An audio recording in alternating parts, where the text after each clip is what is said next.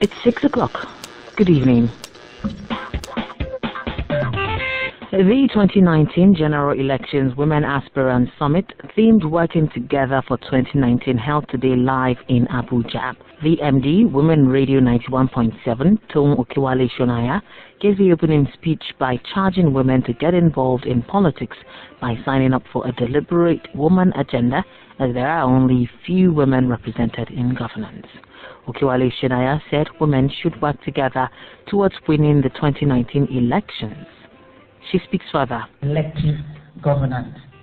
And I believe that's why we're gathered here today.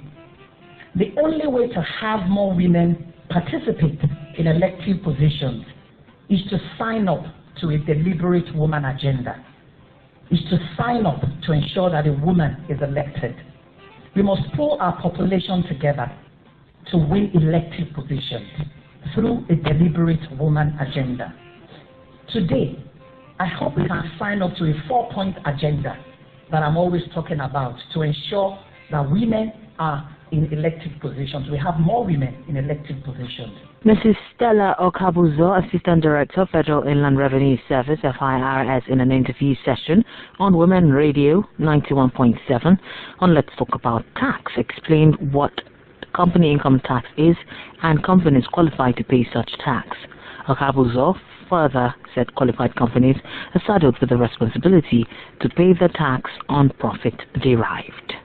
She speaks further. Company income tax is a tax charged by government on the profits of companies registered in Nigeria, as well as on the profits of non-resident companies carrying on business or trade in Nigeria. Just like I said, company registered residents in Nigeria are liable to company income tax on their worldwide income, while the non-resident companies are liable to company income tax only to the extent of the profits derived in Nigeria. The principal law for this company income tax, as far as Nigeria is concerned, is the Company Income Tact Act, which imposes company income tax on the profits accruing in, derived from, brought into, or received in Nigeria. It is payable by companies that are registered in Nigeria and non-resident entities carrying on business in Nigeria.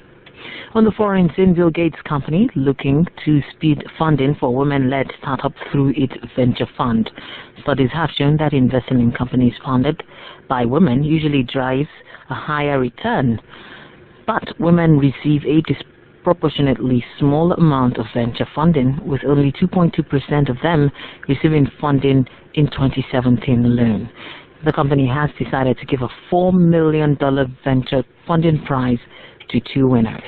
And in sports, electronic arts sports, including the ability to create female characters in NBA Live 19. This is the first basketball game that has incorporated female players, with inclusion of the entire Women National Basketball Association roster in the video game.